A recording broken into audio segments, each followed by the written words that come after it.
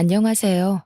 부산에서 아들을 키우면서 살고 있는 40대 여성입니다. 저는 오늘 돈 욕심과 바람기로 똘똘 뭉친 시누이와 시어머니 때문에 겪게 된 기막히고 어이없는 사연을 말씀드리려고 글을 올립니다.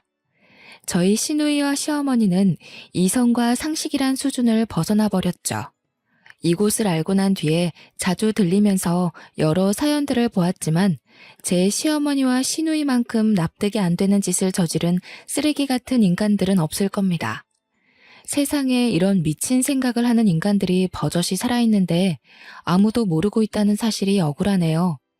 부족한 글이지만 끝까지 읽어주시기를 부탁드리며 지금 생각해도 꿈을 꾼 것처럼 믿어지지 않는 이야기를 시작하도록 하겠습니다. 저는 초등학교에 들어갈 무렵에 아버지가 돌아가시고 홀어머니 밑에서 어렵게 자랐습니다. 그래서 돈이 없으면 얼마나 비참한지 몸으로 겪어가면서 학창 시절을 보냈죠. 저는 초등학교를 다닐 때부터 학교에 내야 하는 돈을 제때 낸 적이 한 번도 없었습니다. 선생님이 여러 가지 명목으로 돈을 내라는 고지서를 나눠줄 때면 저는 풀이 죽어서 집에 와야만 했고 고지서를 본 엄마는 한숨을 푹 쉬시곤 하셨죠. 고등학교를 졸업한 뒤에는 1년간 알바를 하면서 등록금을 마련해서 대학에 들어갔습니다. 대학을 다니면서 공부와 알바를 항상 병행해야 해서 고달픈 생활을 이어나갔습니다. 그런데 대학을 졸업할 무렵에 엄마마저 세상을 떠나고 마셨어요. 저희 엄마가 당뇨가 있다는 진단을 받았지만 돈 문제로 약을 먹지 않고 버텼거든요.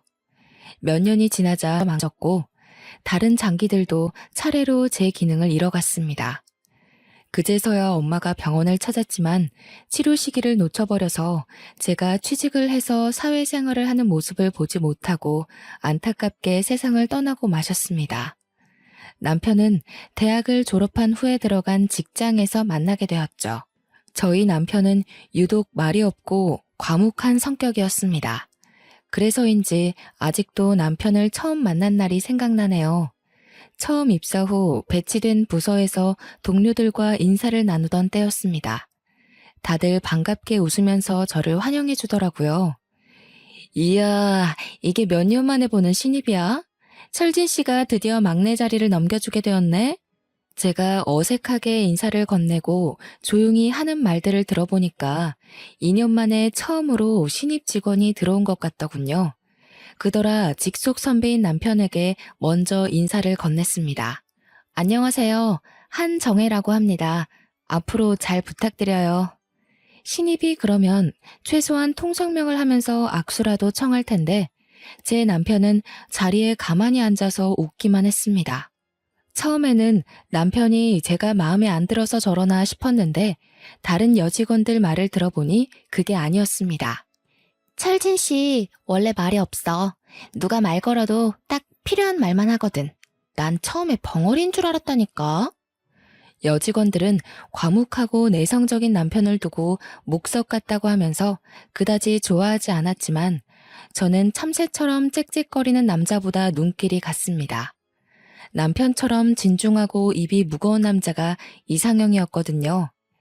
그렇게 시간이 지나면서 업무에 손이 익었고 남편과 같이 업무를 하는 일도 생겼습니다. 저와 남편은 한 팀이 되어서 일을 할 때 유난히 손발이 잘 맞았습니다. 프로젝트를 같이 할 때도 손발이 척척 잘 맞았죠. 다른 사람들과 일을 할 때에 좀처럼 웃지 않던 남편도 저와 업무를 할 때에는 미소를 지으면서 저를 보고 있다가 눈이 마주치곤 하였습니다. 저도 남편과 같이 일을 할 때면 왠지 마음이 편해졌고요. 그러다 3년이 지난 어느 날 제 책상 위에 손편지가 하나 놓여 있었습니다. 읽어보니까 남편이 쓴 편지더군요. 저를 향한 남편의 애틋한 마음이 느껴져서 편지를 읽으면서 저절로 미소가 지어졌습니다. 그걸 이상하게 생각한 다른 여직원이 등 뒤에서 편지를 훔쳐봤더라고요. 갑자기 호들갑을 떨면서 소리를 지르길래 저도 깜짝 놀랐습니다. 어머, 이게 뭐야? 러브레터 아니야? 세상에 80년대도 아니고 아직도 이런 걸로 사랑 고백하는 사람이 있어? 저는 민망해서 아무 말도 안 하고 자리에 앉았지만 여직원들이 수군거리는 소리가 들렸습니다. 하지만 집에 가서 남편에게 정성을 들인 답장 편지를 썼죠. 편지 내용은 저와 사귀고 싶어 하는 남편의 마음을 받아들인다는 내용이었습니다. 3년 넘게 같이 일하면서 저도 남편에게 호감을 가지고 있었거든요. 그 뒤로 남편과 저는 다른 직원들도 알아보는 사내 커플이 되었습니다. 회사에서 교제 중인 커플이라고 말하면 다 저희를 지목할 정도로 오래 사귀었죠. 2년 정도 교제하다 보니 결혼 이야기가 나왔습니다. 하지만 결혼 전에 시어머니를 만나면서 행복한 결혼 생활을 꿈꿨던 저의 환상이 박살나버렸습니다. 시어머니는 돈 욕심이 유난히 많았는데 제가 가진 것 없는 고아라는 걸 알자 엄청나게 무시했는데요. 뭐? 집안에 단 한 푼도 없어? 너는 길거리에 나가면 널려있는 게 여자들인데 어디서 저런 거지 같은 애를 데리고 온 거냐? 세상에, 제대로 된 혼수 받을 생각은 아예 접어야겠구나. 아휴, 내 팔자야.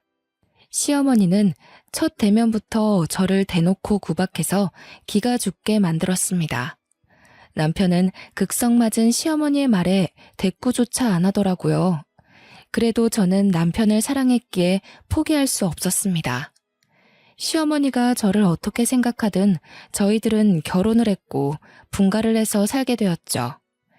결혼 후에 느끼게 된 거지만 남편은 이상하게 시어머니와 있으면 말이 더 없어졌어요. 워낙 말이 없는 사람이라서 그럴 수도 있다고 넘겼지만 시어머니와 시누이와는 거의 말을 섞지 않았죠. 그에 비해 시어머니와 시누이는 수다스러울 정도로 말이 많았습니다. 시어머니께서 저희 집에 자주 들리셨는데 그때마다 잔소리를 잔뜩 늘어놓으셨어요. 얘야, 직장 다닌다는 핑계로 살림은 아예 안 하는 거니? 집이 돼지우리도 아니고 이게 뭐냐? 죄송해요. 요즘 일이 바빠서 청소를 제대로 못했어요. 여자가 청소를 제대로 못했다는 게 말이 되니? 빨래는 잔뜩 처박아 놓고 뭐 하는 거냐? 이따위로 살림할 거면 당장 직장 때려치워. 시어머니는 기숙사의 노처녀 사감처럼 저를 쥐잡듯이 몰아세웠습니다. 그러니 직장에서 퇴근을 하고 와도 시어머니가 언제 들이닥쳐서 검열을 할지 몰라서 마음이 늘 불안했어요. 그런데 퇴근을 한 남편은 시어머니가 말을 걸어도 대꾸조차 하지 않았고 고개만 끄덕였습니다. 여보, 나 진짜 힘들어. 어머님이 맨날 찾아와서 이래라 저래라 하는데 피곤해 죽겠어. 당신이 오지 말라고 말해봐. 그리고 당신은 왜 집에 오면 말을 안 해? 어머님하고는 완전 딴판이야. 그냥 피곤해서 그런 것뿐이야. 엄마나 해주가 하는 말은 신경 쓰지 말고 그냥 흘려들어. 당신은 나만 믿고 살면 돼. 당신은 옆에서 듣고만 있으면서 뭘 믿고 살라는 거야? 당신이 중간에서 중재를 해줘야 내가 숨 쉬고 살지. 남편은 결혼 후 손아래 시누이까지 저를 무시한다는 사실을 알고 있었습니다. 시누이는 남편보다 먼저 결혼을 했지만 바람을 피우다 이혼을 당하고 친정으로 쫓겨나서 시어머니 집에 얹혀 살고 있었습니다. 불륜을 저지른 시누이 덕분에 남편은 자기가 가지고 있던 돈까지 털어서 위자료를 물어줬다고 하는데요. 그런데도 시누이는 제게 미운 시누이 노릇을 하려고 들었습니다. 그런 면에서 보면 시누이가 시어머니보다 더 악질이었죠. 그런 집안에서 어떻게 버텼는지 몰라도 1년이 지난 뒤 저도 아들을 낳게 되었습니다. 그런데 아들이 100일을 넘길 무렵부터 남편이 부산에 있는 지사로 발령이나 주말 부부 신세가 되어버렸죠. 신혼이었지만 회사 일이 먼저이니 어쩔 수 없는 부분이었습니다. 제가 시기를 좀 미룰 수 있냐고 물어보기도 했는데요. 육아하면서 내가 일을 어떻게 다 해. 당신이 있어야 직장도 다니지. 나 이제 회사로 복귀하지 말라는 말이야? 좀 나중에 발령 갈 수는 없을까? 나도 그럴 수 없으니까 그렇지. 이번에 발령 가면 거리가 멀어서 자주 못 올라올 거야. 내가 없어도 성진이 잘 돌보고 당신도 몸 조심하고 잘 지내. 결국 남편이 지방에 내려가자 신이 난 건 시누이였어요. 그전에는 집에 와도 남편이 퇴근하기 전에 시댁으로 가곤 했는데 이제는 하루가 멀다 하고 집으로 와서 저를 몸종처럼 부리면서 잔소리를 늘어놓았어요. 그리고 자기 집처럼 자고 가는 일도 다반사였죠. 게다가 주말이면 친구들을 데리고 쳐들어와서 파티를 한다면서 난장판을 만들었습니다. 심지어 어떤 날은 남자친구를 데리고 오기도 했어요. 어처구니 없었지만 싫은 소리를 했다가는 시어머니에게 그대로 일러바칠 게 뻔해서 꾹 참았습니다. 시누이는 시어머니를 닮아서 남자들이 혹할 정도로 얼굴이 반반한 편이었습니다. 결혼을 한 유부녀였을 때도 바람을 피웠는데 이제는 걸릴 것 없는 돌싱이니 그야말로 자유로운 영혼이 되어서 여러 남자들과 어울려 놀았죠. 남자친구를 데리고 온 시누이는 저희 집을 모텔로 착각했는지 저와 아들이 있는데도 방 안에서 낄낄거리며 낯뜨거운 짓거리를 했습니다. 제가 일부러 인기척을 내도 그딴 짓을 서슴없이 해서 결국 문을 두드리며 소리쳤습니다. 혜주야, 어린 조카가 있는데 무슨 짓이야. 네가 어떤 남자를 만나든 상관 안 하는데 지금 남자랑 놀 생각이면 모텔로 가. 언니, 내가 뭘 어쨌다고 이래? 오빠가 집에 없으니까 허전해서 나한테 심술 부리는 거야? 그럼 언니도 남자 만나. 뭐? 나보고 바람피라는 거야? 그러라고. 설마 오빠한테 다 말하려고? 그럼 내가 먼저 선수 쳐야겠다. 오빠 와이프가 바람피고 있어요. 라고. 왜 있지도 않은 말을 지어내? 마음대로 남자들 데려온 건 너잖아. 그럼 무릎이라도 꿇어봐. 지금 무릎 꿇고 빌면 오빠한테 말 안 할게. 내가 무릎 꿇을 것 같아? 네가 말한다고 우리 남편이 믿을 것 같아? 믿게 만들면 되지. 내가 요즘 어떤 남자를 만나는 줄 알아? 엄청난 돈줄을 만나고 있거든. 재산이 무려 200억이래. 요즘 돈 있으면 다 되는 거 알지? 기다려봐. 없는 죄도 만들어줄게. 제가 아무리 목소리를 높여봐도 시누이는 말 같지도 않은 소리를 했어요. 진짜로 남편에게 제가 바람피고 있다고 말하려고 하길래 결국 무릎을 꿇고 말았습니다. 시누이가 절 골탕 먹이려고 어떻게든 증거를 만들어내서 복수할 것 같았거든요. 그런데 시누이가 진짜로 돈줄이라는 남자를 데려와서 재혼할 거라고 하더군요. 시누이의 재혼남은 시어머니의 고등학교 동창이었습니다. 동창회에 갔다가 그걸 알게 된 시어머니는 화가 머리끝까지 나서 아버지 뻘되는 자기 동창과 재혼하겠다는 시누이의 머리채를 휘어잡았습니다. 그리고 동네가 떠나가라 미친년이라고 욕을 퍼붓더라고요. 뭐? 네가 누구랑 결혼을 한다고? 네가 미쳐도 아주 더럽게 미쳤구나. 어디 남자가 없어서 애비뻘되는 늙은이하고 재혼을 하려고 들어. 엄마, 이거 놓고 내 말 좀 들어봐. 다 이유가 있다고. 머리채를 잡힌 시누이가 변명을 하려고 했지만 이성을 잃은 시어머니는 시누이의 뺨을 때리면서 난리를 쳤습니다. 듣기 싫어. 다리 몽댕이 분질러 놓기 전에 그 남자와 재혼하겠다는 생각은 당장 집어치워. 정신 나간 딸년 때문에 내 동창을 사위로 들일 생각 없다. 내가 부끄러워서 어떻게 얼굴을 들고 다니란 말이야. 엄마, 그 남자 재산이 얼만지 알아? 자그마치 200억이 넘는다고. 시어머니가 흥분해서 시누이 말을 들어주지 않자 시누이가 결국 고함을 질렀습니다. 그 말을 들은 시어머니는 그대로 굳어버렸죠. 뭐? 200억? 그게 정말이야? 직접 눈으로 확인했어? 그렇다니까. 내가 직접 이 두 눈으로 봤다고. 빌딩도 몇 채 있고 통장에 있는 돈도 어마어마했어. 그런 사람이 널 좋아한다고? 너랑 결혼한대? 진심으로? 시어머니는 시누이 재혼 상대의 재산이 200억이란 말에 봉잡았다고 자기 일처럼 좋아라 했어요. 시어머니와 동창들은 재혼남이 별 볼 일 없는 사업을 하고 있는 걸로 알고 있었거든요. 그동안 그 남자는 자기가 하는 사업과 재산을 숨겨왔던 거죠. 엄청난 재력가라는 사실이 알려지면 시어머니 같은 동창들이 빌붙으려고 들까봐 그랬던 것 같아요. 걔는 왜 그런 걸 숨기고 있었대? 어쩌다 내 동창을 만나게 된 거야? 응? 어디서 만났어? 이혼하고 집에서 노는 것도 실증나서 대학 선배한테 일자리 부탁했더니 자기 회사 비서실에서 일해보라고 추천해줬어. 신우이의 대학 선배가 재혼남이 운영하는 회사의 기획실에서 근무하고 있었다고 합니다. 신우이가 일자리를 알아봐 달라고 하자 신우이가 예뻐서 비서 자리를 추천해줬나 보죠. 역시나 신우이를 비서로 맞은 재혼남은 곱상한 외모에 반해 관심을 보였다고 합니다. 신우이에게 5년 전에 아내를 먼저 보내고 혼자 살고 있다고 어필했다고 하는데요. 그러면서 재산이 200억이 넘는다는 사실을 알려주어서 그 사실을 알게 된 신우이가 돈에 홀라당 넘어가 적극적으로 대쉬했다고 하더군요. 덕분에 재혼남이 신우이에게 푹 빠져서 만난 지 2달 만에 결혼을 하기로 했다는 겁니다.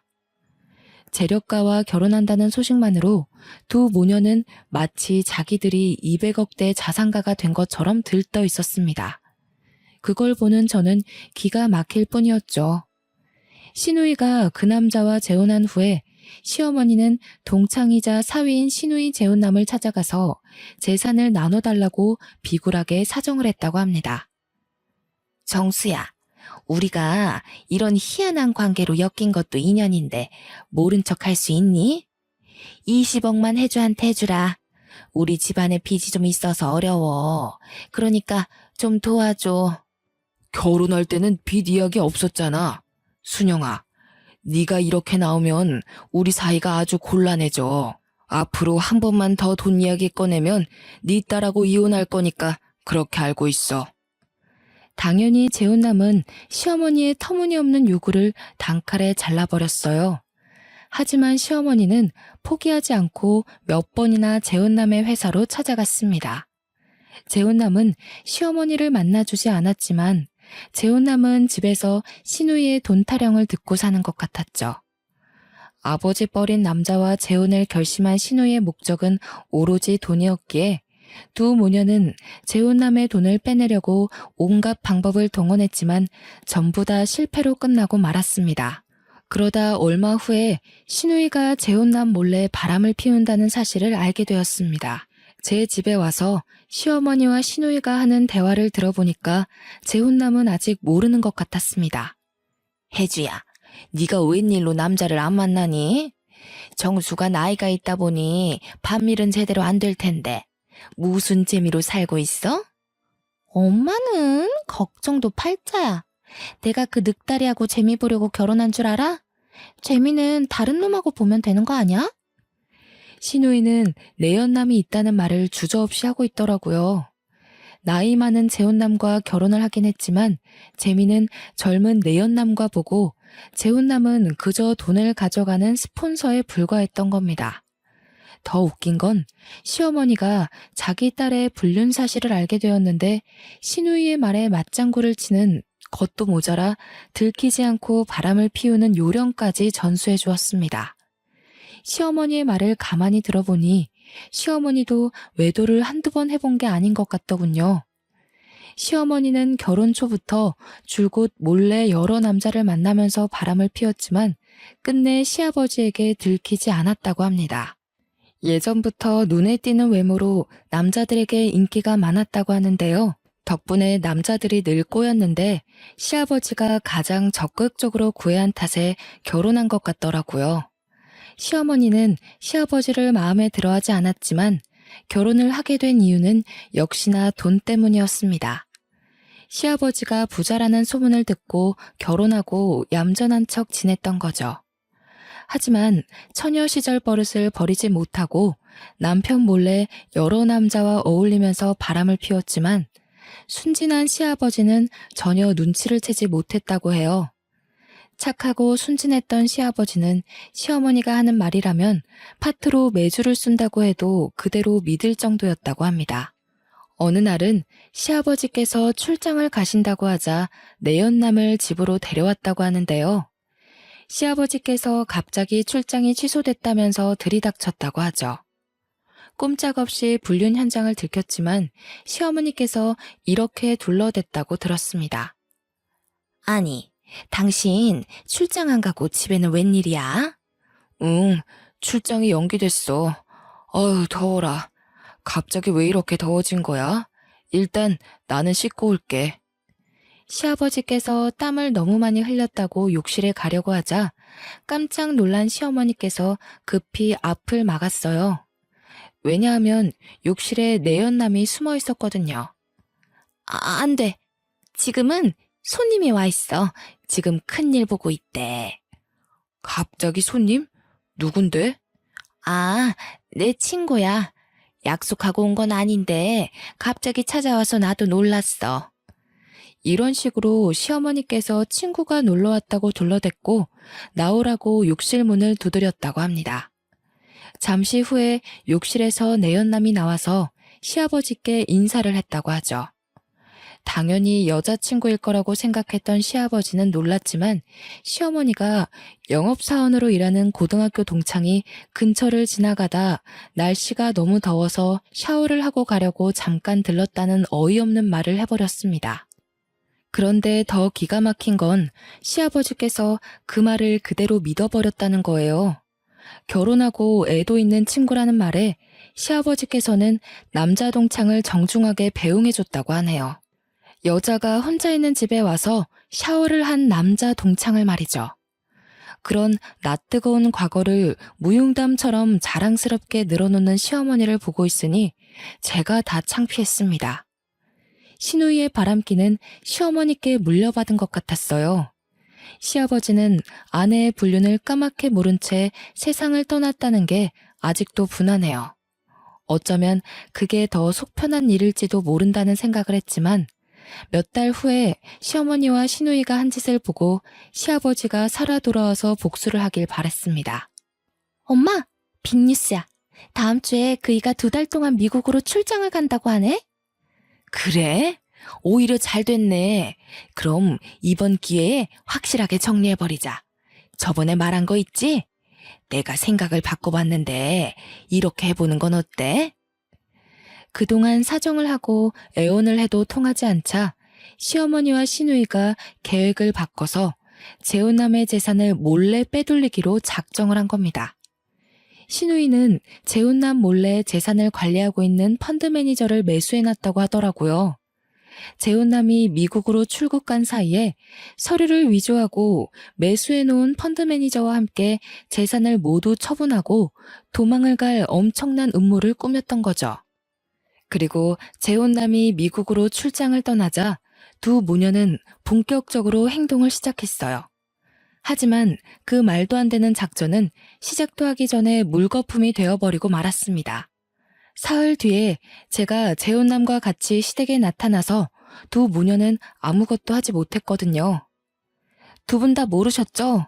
사실 이 분은 돌아가신 제 아버지 친구분이세요. 제가 사진 한 장을 던져놓으니까 시누이와 시어머니가 허겁지겁 그 사진을 주워서 보더군요. 그 사진은 제가 고등학교 다닐 때 아저씨와 같이 찍은 사진이었습니다. 그걸 본 두 모녀가 사색이 되더니 입도 열지 못하였습니다. 아버지와 아저씨는 모두 가난한 집에서 태어나서 시장 뒷골목에 싸구려 월세방이 모여있는 빈민들이 사는 동네에서 태어나 함께 자란 단짝 친구였습니다. 고등학교를 졸업하고 아버지는 공장에 들어가서 일을 하셨고 아저씨는 아는 선배 밑에 들어가서 장사를 시작하느라 연락이 뜸해지셨죠. 엄마를 만나서 결혼을 하고 저를 낳은 뒤에 비록 가진 건 없었지만 나름 행복하게 살았는데 아버지가 공장에서 일을 하다 사고를 당해서 세상을 떠나시게 되었는데요. 그 소식을 들은 아저씨는 바로 달려와서 경황이 없는 엄마를 대신해서 아버지의 장례 준비를 맡아서 해주셨습니다. 그 뒤에도 수시로 저희 집에 들러서 엄마와 저를 챙겨주셨고 저의 후견인을 자처해 주셨어요. 그때부터 저는 아버지 친구분을 아저씨라고 부르며 가깝게 지냈던 겁니다. 아저씨는 집에 들릴 때면 엄마에게 항상 돈을 줬습니다. 엄마는 패기치기 싫어서 거절했지만 아저씨는 억지로 엄마 손에 돈을 쥐어주었습니다. 재수씨, 거절하지 말고 그냥 받으세요. 제가 아직 자리 잡지 못해서 많이 못 드리지만 꼭 성공해서 나중에 재수씨가 많이 도와드릴게요. 아이고, 이렇게까지 안 해주셔도 되는데 너무너무 감사해요. 아저씨는 엄마가 고마워할 만큼 저를 아주 예뻐해 주셨어요. 아버지를 대신해서 저를 데리고 공원에도 갔고 맛있는 음식도 사주곤 하셨거든요. 그러다 몇 년이 지난 뒤에 아저씨와 연락이 끊어졌어요. 아저씨 행방을 모르고 있다가 엄마의 장례식 날 아저씨가 고아가 된 저를 다시 찾아오셨어요. 다시 만난 아저씨는 예전과는 전혀 다른 멋진 모습이었습니다. 고급 승용차를 타고 오신 것 같았고 옷도 세련돼서 한눈에 봐도 붓티가 줄줄 흘렀죠. 정혜야, 너무 미안하구나. 내가 너무 늦게 왔어. 진작에 찾아왔어야 했는데.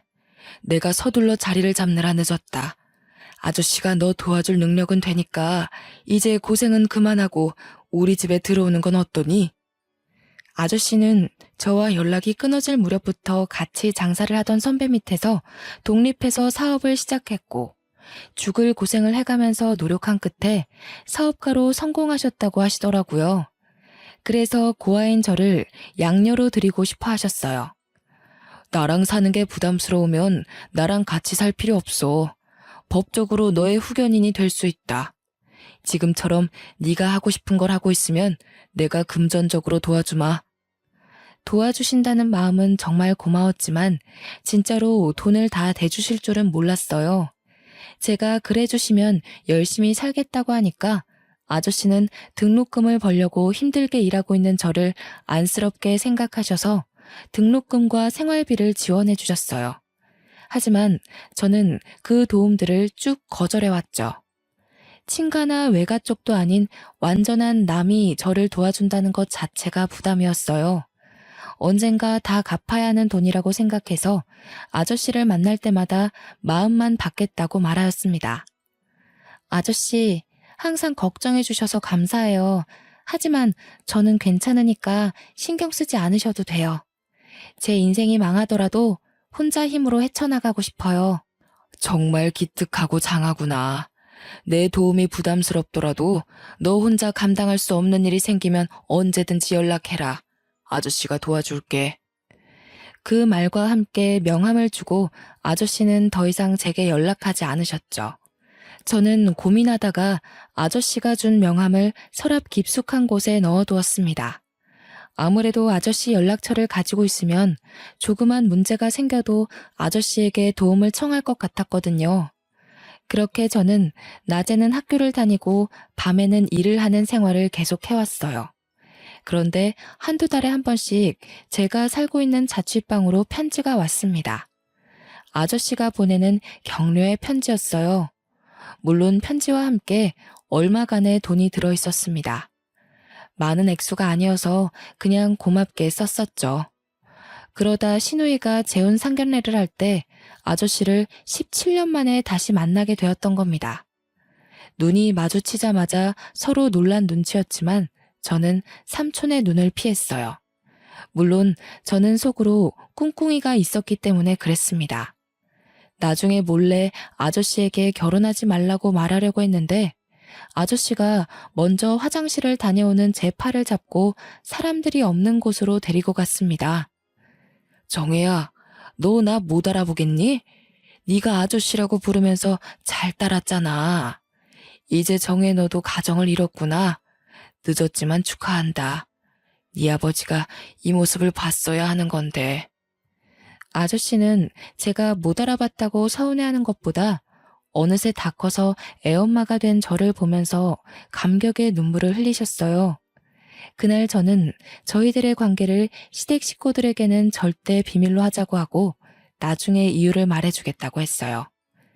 아저씨도 이유를 궁금해하셨지만 비밀을 지키겠다고 약속했죠.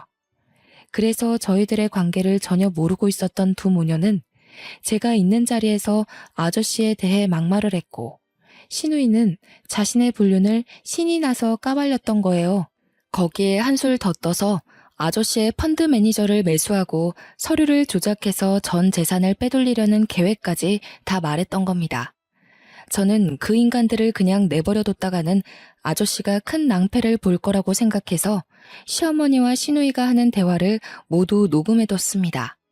제가 그 증거들을 들이밀자 그 인간들은 아무 말도 못하고 그 자리에 주저앉더군요. 그런데 그때 시어머니께서 충격적인 태도를 보였습니다. 나는 우리 딸이 하라는 대로 한 거다. 나는 인연한테 정신 차리라고 몇 번이나 말했어. 어떻게 남편을 배신하고 재산을 빼앗을 생각을 하냐고. 엄마, 미쳤어? 엄마가 언제 그랬어? 엄마 목소리 녹음된 거 안 들려? 엄마가 얼른 하자고 부추겼잖아. 너 머리가 어떻게 된 거 아니니? 이 애미를 감방 보낼 셈이야? 난 그런 적 없어. 그럼 딸을 감방에 보내려고? 이 노인네가 치매 걸렸나? 어떻게 나한테 이럴 수 있어? 시누이가 분에 차서 시어머니를 치매 노인 취급한 것도 모자라 욕짓거리를 내뱉더라고요. 시어머니도 그런 시누이에게 쌍욕을 하더니 갑자기 시누이 머리채를 잡아챘습니다. 뭐 어쩌고 저째? 내가 너 같은 것을 배 아파서 낳았다는 게 말이 안 된다. 차라리 낳지 말걸. 자식 잘못 낳아서 깜빵 가게 생겼잖아. 책임져. 책임지라고. 뭘 책임져? 엄마가 책임져야지. 엄마가 괜찮다며 아무도 모를 거라며. 네가 멍청하게 나불대서 그런 거 아니야. 난 평생을 바람펴도 안 걸렸어. 너만 아니었으면 안 걸렸다고. 자랑이다. 바람핀 게 자랑이라고. 그래, 잘 생각해보니까 내가 한 남자한테 정착 못한 것도 엄마 탓이네. 피가 더러워서 그랬어. 이게 다 엄마 때문이라고. 네가 바람핀 게 내 잘못이라고? 그래, 다 내 잘못이니까 너 죽고 나 죽자. 시어머니가 소리를 지르면서 시누이를 때리고 발로 차는데 시누이도 지지 않았습니다. 모녀지간이 주먹질하고 쥐어뜯는 모습을 보고 어안이 벙벙해졌죠.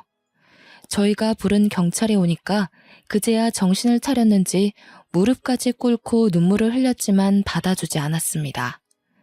아저씨는 자기를 속이고 바람을 피우면서 돈을 빼돌리려고 한 시누이를 절대 용서해주지 않았어요.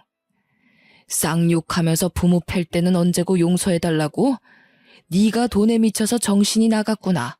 너 같은 년은 제대로 혼쭐 나봐야 해. 너 고소해서 하루아침에 빈털터리로 만들어줄 테니까 딱 기다리고 있으라고. 오빠, 고수라니. 우리 이런 사이 아니잖아. 나 사랑한다고 할 땐 언제고 이러기 있어? 오빠, 내 말 좀 들어봐. 나는 엄마가 하라고 해서 했어. 엄마가 날 조종한 거라고. 조종? 네 목소리 녹음된 건 어떻게 할 건데? 나 몰래 재산 빼돌리자고 한 목소리, 딱 네 목소리 아니야? 조작된 거야. 이건 아니야. 엄마 목소리라고. 다시 잘 들어봐, 어? 조작되긴 개뿔. 달라붙지 마. 너랑 다시 잘해볼 생각 전혀 없으니까. 아저씨가 그날 바로 시누이에게 거액의 이혼 소송을 준비해서 진행했고 시어머니는 사문서 위조 혐의로 경찰에 넘어가 버렸습니다. 저희 남편은 시누이가 바람을 피웠다가 또 이혼당했다는 소식을 듣고 서울에 올라왔죠.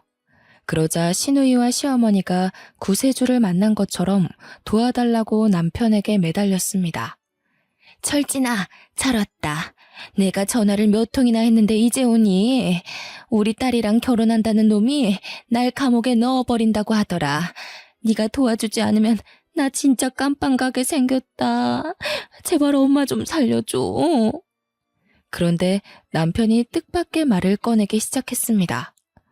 엄마, 솔직하게 할 말이 있어. 아버지가 돌아가신 후로 나는 쭉 고아라고 생각하고 살아왔어. 엄마와 동생한테 받은 상처가 너무 컸거든. 남편은 지금껏 아내인 제게도 말하지 않고 가슴속에 꽁꽁 숨겨두고 있던 놀라운 사실을 털어놓았습니다. 남편은 시어머니가 여러 남자를 문란하게 만나면서 시아버지를 가지고 논다는 사실을 알고 있었다고 합니다. 하지만 시아버지가 받을 충격을 고려해서 말하지 않고 참다가 도저히 참을 수 없어서 시아버지에게 모두 말하려고 했는데 시아버지가 심장 발작을 일으키면서 쓰러지셔서 말할 기회를 영영 놓쳐버렸다고 하죠. 그때부터 남편은 어머니와 여동생에게 마음의 문을 닫아버렸다고 하는데요. 그러면서 입까지 같이 닫아버려서 말수가 줄어버렸다고 고백했습니다.